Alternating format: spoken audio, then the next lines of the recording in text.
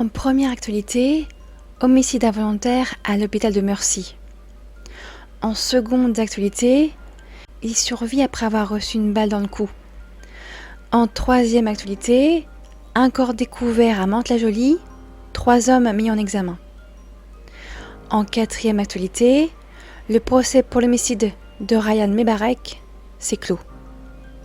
En cinquième actualité, le corps d'une femme non identifiée découvert à Chartres. Et pour clore ces actualités, enquête en cours pour le garage de la Trinité Porrette dans le Morbihan. Bonsoir à toutes et à tous, j'espère que vous allez bien et que vous avez passé une bonne semaine. Je suis Amandie et bienvenue dans les vidéos du samedi dédiées à l'actualité crime et disparition de la semaine.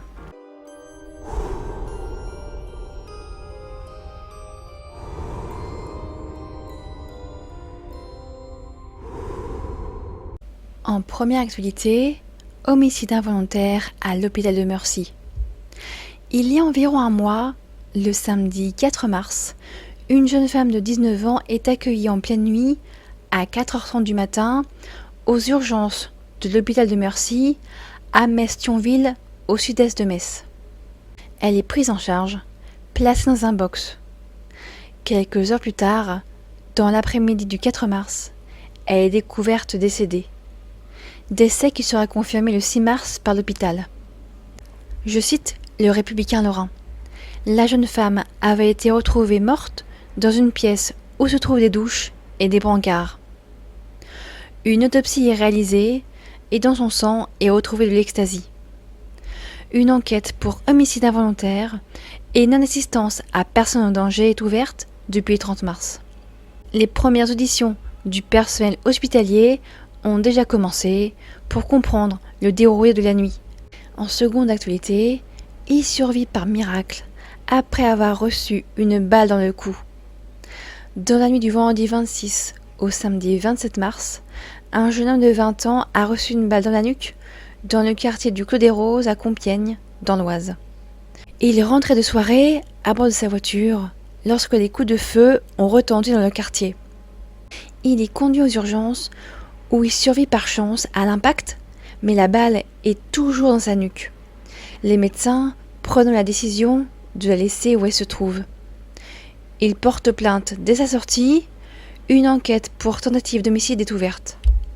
En troisième actualité, un corps découvert à Mantes-la-Jolie, 3 hommes mis en examen.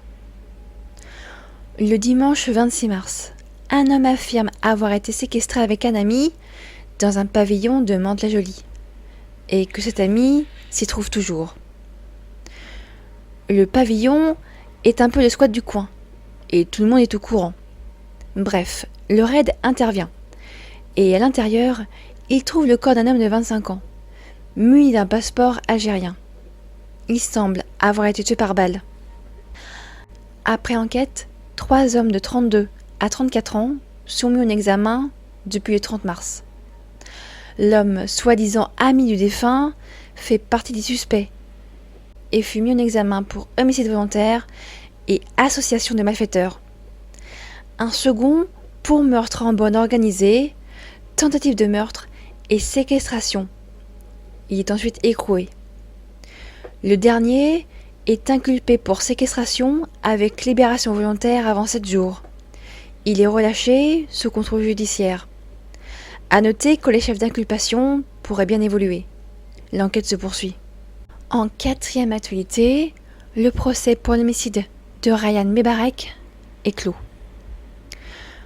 Le 20 février 2021, Ryan, 23 ans, reçoit un coup de couteau en pleine poitrine. Le coup lui sera porté par un ami, Pierre-André Guiguin, au sein de la cité Le Vélodrome à Bolène, entre Montélimar et Avignon. Le 31 mars dernier, le verdict est tombé, et il est bien moindre que la réquisition de l'avocat général, qui demandait 20 ans de prison. Pierre-André Guiguin est condamné à 12 ans de prison pour le meurtre de son ami, Ryan. En cinquième actualité, le corps d'une inconnue découvert à Chartres. Le dimanche 26 mars, à Chartres, Au niveau du chantier du parc des expositions, un technicien découvre le corps d'une femme, pour le moment non identifiée, recroquevillée, cachée sous un panneau de signalisation dans un regard technique du parking, soit une zone un peu à l'écart du parking où il y a peu de passages. La femme serait âgée de 30 à 45 ans et présente une plaie ouverte à la gorge. Elle tenait entre ses mains un morceau de verre, sans qu'il ne soit précisé dans l'article si ce dernier était couvert de sang ou non. Aucune trace de défense n'est trouvée sur le corps.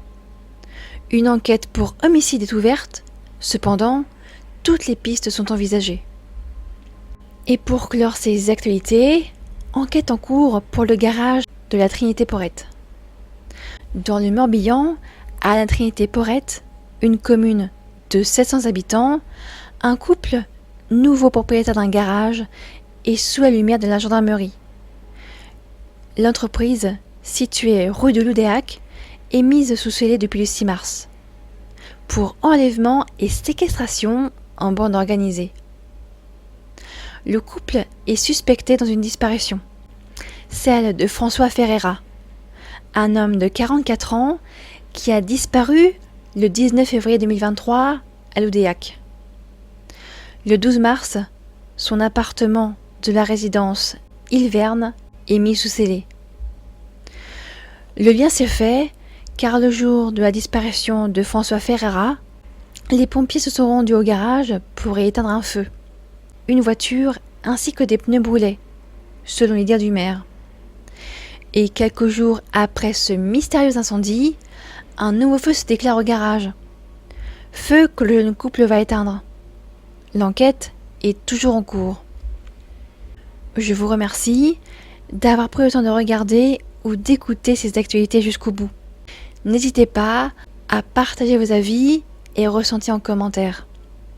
Je vous donne rendez-vous mercredi soir pour une nouvelle histoire. Passez un très bon week-end.